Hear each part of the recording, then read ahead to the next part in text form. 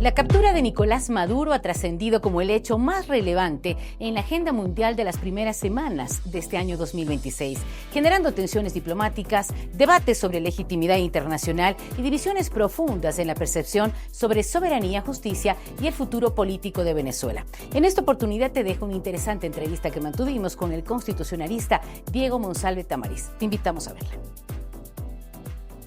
Y bueno, uno de los temas que sin duda está conmocionando al mundo entero es lo sucedido a inicio de año, un 3 de enero que va a ser sin duda histórico para todo el mundo con la detención de Maduro por parte de los Estados Unidos. La primera lectura, ¿cuál fue su primera sensación al conocer estos resultados que se dieron?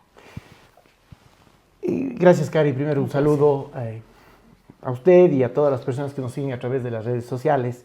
Más allá de entrar al análisis, para responder esa pregunta, lo primero que se me vino a la mente fue la imagen de presos políticos saliendo y recuperando su libertad. O sea, el momento que yo vi que Maduro se fue o le había sido capturado por las fuerzas militares de los Estados Unidos, inmediatamente pensé y relacioné con la libertad de cientos de personas que están detenidas y además en situaciones de mucha indignidad, ¿no?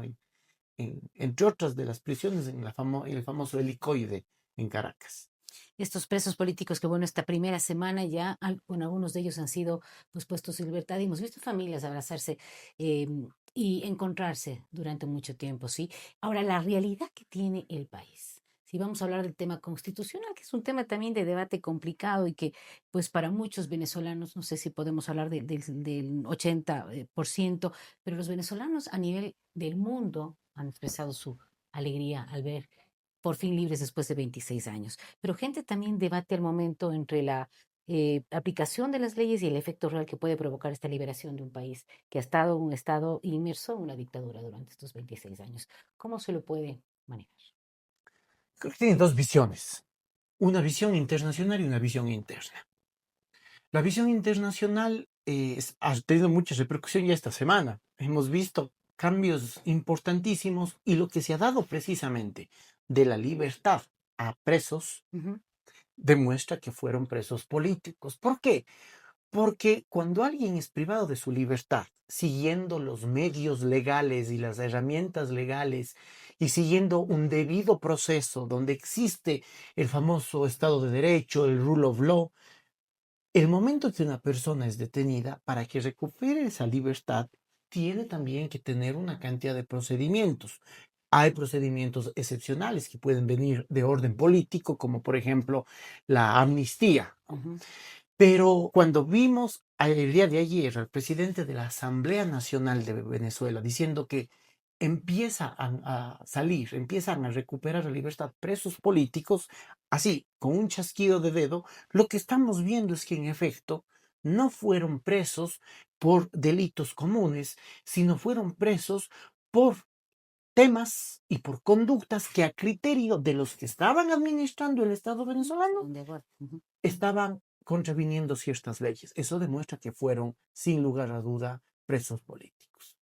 Ahora, si es que hablamos ya del tema de la Constitución, ¿qué papel ha jugado la Organización de Naciones Unidas? La famosa ONU en todo aquello, pues ya se pronunciaron también con la inmersión de Estados Unidos en Venezuela, pero esto, Ray, ¿cuál va a ser el papel que usted considera que va a jugar la ONU?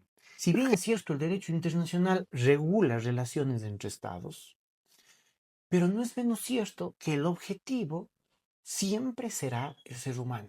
Es decir, regula relaciones entre estados para la calidad de vida de ese ser humano. ¿Por qué digo esto? Porque la calidad de vida del pueblo venezolano ha venido muy de menos durante décadas, durante mucho tiempo. Entonces también vale la pena preguntarnos qué ha hecho el derecho internacional. Y la respuesta, lastimosamente, pero cierta, es que el derecho internacional es una de las ramas más nuevas del derecho. Si nosotros comparamos el derecho internacional con el derecho civil, vamos a ver que el derecho civil tiene más de 2000 años de antigüedad y de desarrollo y de evolución. Tiempo en el que la sociedad ha ido formando su cultura en torno a ese derecho. Por el otro lado tenemos al derecho internacional, que es un derecho muy nuevo. Tiene 350 años de desarrollo, Ujú. pero realmente de expansión y de evolución normativa tiene menos de 100 años desde la Segunda Guerra Mundial. Y obviamente hay otra diferencia enorme, Cari, entre las otras ramas del derecho y el derecho internacional. Nosotros puede ser que no estemos de acuerdo con ciertas contravenciones de Mm. tránsito. Es un ejemplo, pero nosotros tenemos que Hay que aceptarlas y cumplirlas. hay que cumplirlas. En el derecho internacional, para que una norma exista, tiene que existir previamente la voluntad del Estado. Y si es que no hay la voluntad del Estado, no va a existir esa norma internacional. Entonces, nacen de forma muy distinta, porque la una se impone a toda, es decir, el Ujú. derecho interno se nos impone a todos, nos guste o no nos guste, mientras que el derecho internacional se crea solamente si es que existe la voluntad de los estados. Ahora, bajo esta premisa, si no hubo un accionar de una organización internacional como la ONU, ¿se puede justificar esta acción bajo la figura de una legítima defensa? Van a haber muchísimas formas de justificar desde ambas orillas. ¿Por qué? Porque el derecho internacional, más allá de tener normas cerradas, tiene normas muy amplias que nos dan, más allá de determinar cierta conducta, nos dan ciertos Ujú. principios y nos habla de ciertos principios.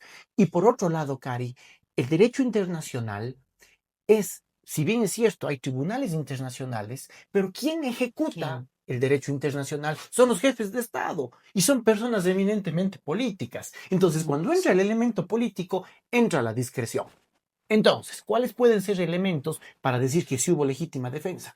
Fue de conocimiento que Venezuela estaba sacando a presos de las Sí. cárceles, les estaba entrenando y les estaba mandando a los Estados Unidos. Entonces, había Ujú. una forma de atacar a ese Estado. Claro, lo que pasa es que han cambiado los tiempos. El derecho internacional también se quedó cuando el enemigo Estancado. tenía una bandera y el otro enemigo tenía otra bandera. Y era el ejército del un país peleando contra el ejército del otro país. Hoy en día las situaciones del mundo internacional han cambiado totalmente. Entonces, legítima defensa se puede argumentar desde ese lado sin ningún problema. Ahora, ¿cuáles son las repercusiones internacionales que tendrá Estados Unidos con otras naciones como China, Rusia, que ya sabemos cuál ha sido la situación, pero con las naciones latinoamericanas? En el caso del Ecuador, veíamos a quien estaría pues liderando este proceso, que habló de tres fases, Rubio, que es representante de los Estados Unidos, hablar con el propio presidente de nuestra nación. Esto va a abrir, digo yo, mayores vínculos con el Ecuador, por ejemplo, y qué va a pasar con otras naciones. No solamente con el Ecuador, Ujú. porque el día de ayer hemos visto, y ha sido de conocimiento público, una conversación extensa entre el presidente de Colombia y el presidente Trump. Mm. Presidente de Colombia que además hace poco menos de un mes, esta es nota de diario El País de España, le llamó dictador a Nicolás Maduro. Ya le Entonces, consideraba así. ¿y por qué? Porque si bien es cierto, se han tratado de identificar como que si pertenecen a una misma corriente ideológica, Ujú. yo ahí discrepo, pero en todo caso, Petro es un hombre de izquierda. Ni Él izquierda. sí es un hombre de izquierda histórica. Y él ha conversado con Trump el día de ayer y está planificándose una visita de él a los Estados Unidos. Y le ha dado una explicación y le ha dado una narración de cómo funciona, de acuerdo a la información que tiene Colombia, las redes internacionales de narcotráfico. Entonces, no solamente con países que han mantenido una política afín a Estados Unidos Ujú. últimamente, como el caso del Ecuador, sino también estamos viendo como el caso de Colombia. Y va a existir porque además Petro, el día de hoy, en una entrevista que ha dado a la BBC, prácticamente hace eco y resonancia de lo que dijo Trump. Tenemos que tener en Venezuela un gobierno de transición. Petro ha dicho exactamente lo mismo. Algo más. Señala que habló con Lula da Silva, con el presidente de Ujú. Brasil, y le ha dicho que esta es la línea de Colombia consonante con lo que dijo Estados Unidos. Es necesario primero un gobierno de transición, de unidad, de sanar una cantidad de heridas que existen dentro del pueblo Ujú. venezolano y luego llamar a un proceso electoral absolutamente transparente para que prime esa autodeterminación del pueblo venezolano que únicamente puede expresarse a través de las Ahora urnas. aquí hay algunas cosas que obviamente se tienen que analizar.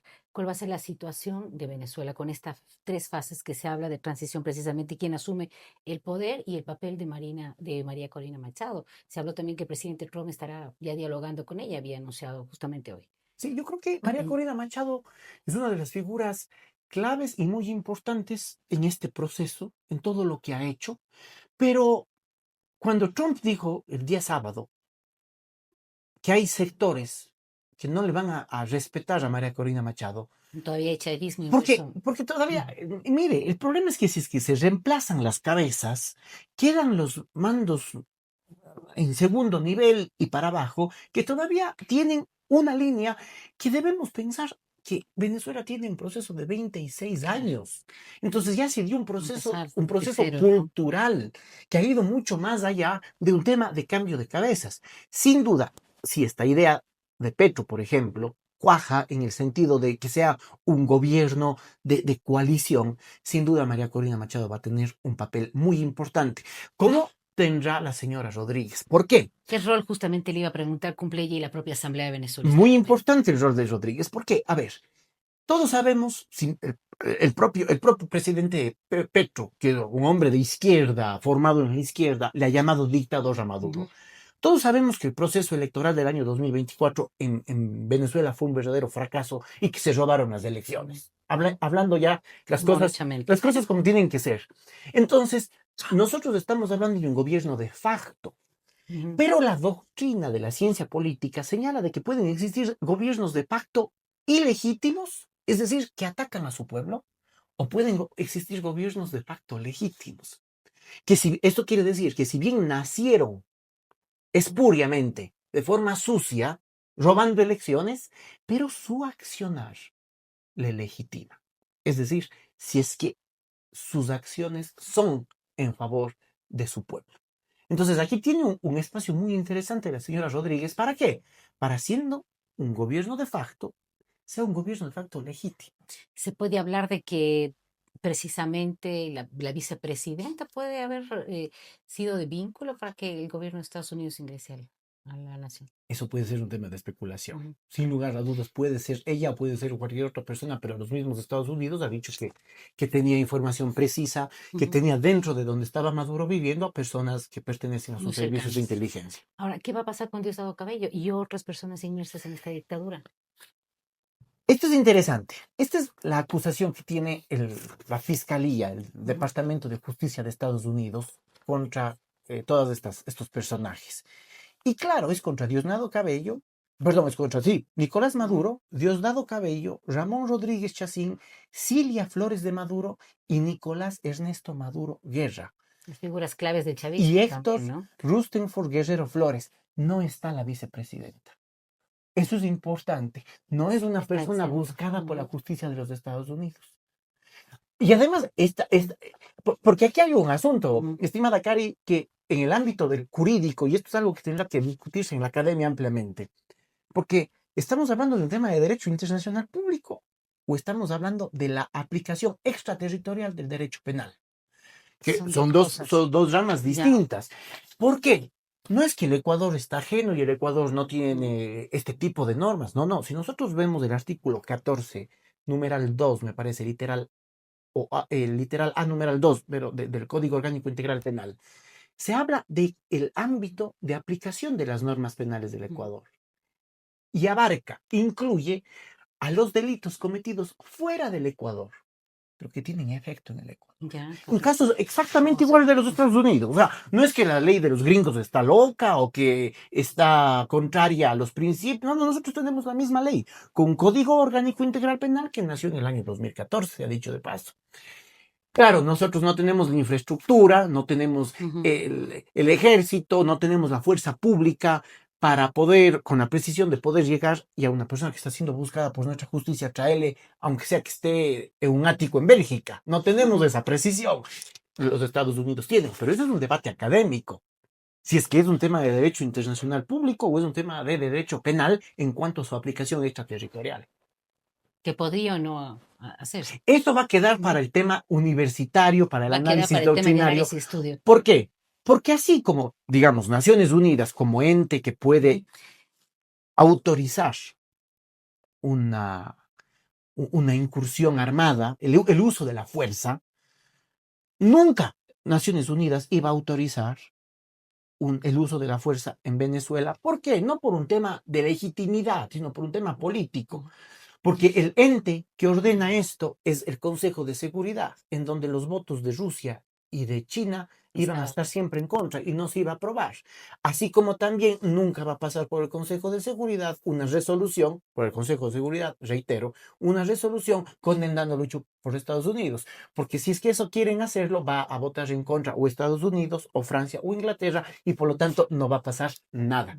Entonces, cuando la gente dice, ¿por qué la ciudadanía de Venezuela estaba viviendo en esas condiciones y los organismos internacionales no hicieron nada? Dejaron, no hicieron nada. Era porque Naciones Unidas no podía hacerlo, porque no deja de tener un componente político. Ahora, ¿qué cargos son los que este momento específicamente está enfrentando Nicolás Maduro? Para que la ciudadanía conozca cuáles son los cargos de los que está enfrentando y cuál es el proceso, ¿no? Primer Que cargo, tiene que seguir. conspiración del narcoterrorismo. Ujú. Segundo cargo, conspiración para la importación de cocaína. Importación hacia los Estados Unidos se refiere. Tercer cargo, posesión de maquinaria y de destrucción y de artículos de Ujú. destrucción masiva.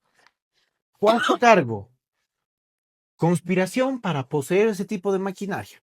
Esos son O los sea, cargos que tiene este dato son cargos Nicolás Maduro. gravísimos y cuántos representarían en el caso de que se compruebe dentro de los Yo no sentenciados. podría Ujú. precisar porque eso depende de la Claro, legislación penal de dependería los Estados Unidos. Lo interesante de esto ujú, y lo interesante de leer a de leer detalle, en la minuciosidad, porque esta, repito, es ya eh, la la acusación fiscal, acusación. ¿no? Donde hay ciertos detalles y ciertas fechas.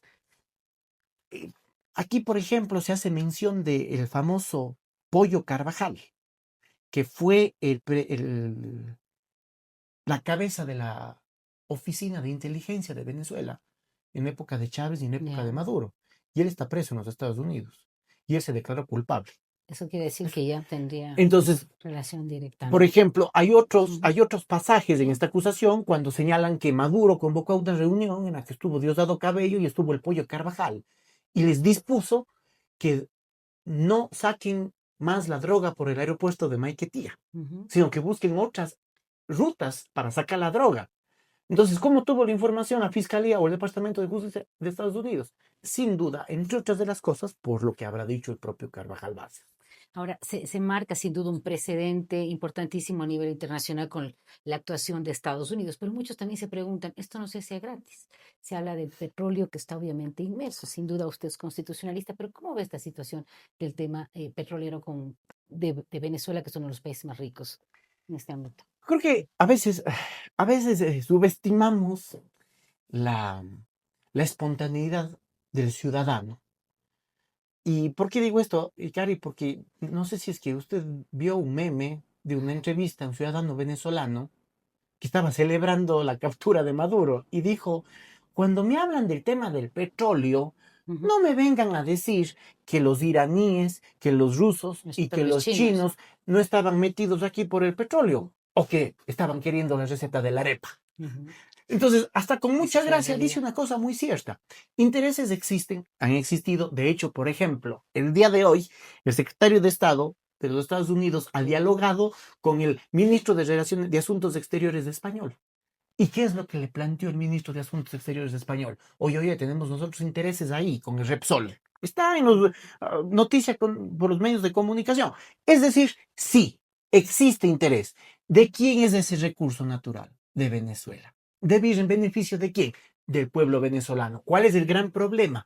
De que Venezuela, que en otro momento de la historia Ujú. exportaba hasta 3 millones diarios de barriles de petróleo, hoy a duras penas llega a 1 millón. Menos. Entonces, para poder hacer la inversión que implica el tener toda la infraestructura para esa extracción y para esa exportación, se necesitan capitales extranjeros.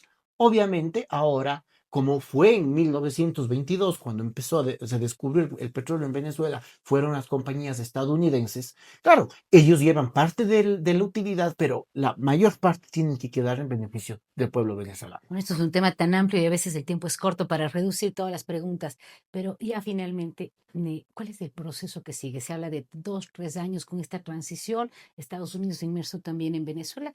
¿Hay una esperanza para quienes obviamente se sienten libres en esa nación? Yo creo que sí, yo creo que hay esperanza. Yo creo que lo que ha dicho, lo que ha expresado el gobierno de Delcy Rodríguez, considero más guiados por el temor Ujú. que por hacer las cosas correctamente. Pero a veces el temor puede llevarles a hacer a las personas las cosas bien, lo cual al fin del día importa también el resultado. Pero yo anhelo y espero que ese gobierno ilegal, ese gobierno de facto, como ha nacido, sucio, espurio, tenga acciones que le permitan legitimarse. Y que claro, en un periodo de 2 o 3 años, Ujú. porque es un tema de transición que no va a ser de la noche a la mañana, han habido a lo largo de la historia eh, ejemplos, lo que pasó en Irak mismo, Ujú. de que se cambian las Eso. cabezas, pero existe todo un proceso social abajo que a veces se ignora. Lo que ahora han dicho, y leyendo entre líneas, es no podemos ignorar ese proceso social. Hay que generar un cambio cultural. Como decía Mujica, estos cambios son cambios culturales. Y tomará su tiempo, serán 1, 2, 3 años, yo Estamos a buen creería, paso. Sí. pero mientras el ciudadano venezolano sienta libertad, tenga la posibilidad de expresar sus puntos de vista contrarios en libertad, yo creo que va a haber esperanza y hay oxígeno para Venezuela. Muchas gracias. Si este tema te pareció interesante, el que sin duda va a ser propósito de estudio también en las universidades, te invitamos a seguir mis redes sociales porque te estamos informando lo que sucede en Cuenca, en el país y en el mundo.